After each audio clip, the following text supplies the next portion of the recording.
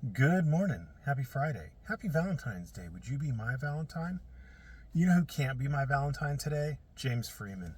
I just watched a very short video of his. I'm like, I've got a few minutes before I need to walk in and start my day. I'll watch a little James Freeman video. It's only 5 minutes long. How bad can it be? Cop stops someone in broad daylight for not having their headlights on. In broad daylight. Starts off, cop stopped this guy in broad daylight. You know what the weird thing is? The weird thing is the driver says that he got pulled over, or the passenger says he got pulled over maybe 5:55 because they've been there for about 10 minutes now. Maybe 5:55. Around 6 o'clock. He says 6 o'clock in there too. Let's give him the benefit of the doubt. What time does the sun go down where you are? I'm not an attorney in the state of Tennessee, but I did a quick Google search, and it appears like you have to have your headlights on a half hour after the sun goes down. Now, if the sun goes down for you like it goes down for me somewhere around 5:30 at this time of the year, well, that means it's probably, if it's around 6 o'clock, that means they probably had to have their headlights on. Probably. Which means the cops had probable cause to pull them over. So what's your problem, James? It's not broad daylight. If you have to lie about these kinds of situations to try to make the police look bad, if you have to lie to make the police look bad, is it the police that are going to look bad out of that, or is it you? Like, I'm not a big fan of police states or anything like that, although I'm becoming more and more of a fan of one as we go along.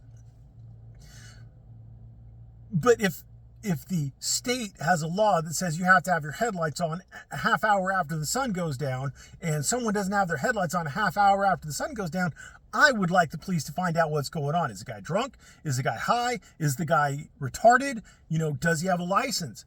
I want to know, do his headlights work? Because if he's still driving a half hour after the sun goes down without his headlights on, I'm thinking there may be a problem. He may be a hazard. How about we go ahead and enforce that little law? This isn't like a drunk driving law where you have to guess if the guy is drunk. This is he doesn't have his headlights on. It's pretty obvious that he's in violation of the law. Let's look at the time. Let's see when the sun goes down. Ooh, headlights on? Yes, no, maybe. And then the dog allegedly, according to James, alerted to the weed. Well, you had the cop saying that he smelled weed. You had the dog alert to the weed. And then, bada boom, bada bing, they found weed. Amazing. I know. But I'm going to go ahead and give him the benefit of the doubt that the canine actually alerted to it. If a cop can smell it, the canine can smell it. And you're going to say, well, cops say they smell weed all the time. Yeah, but they found weed.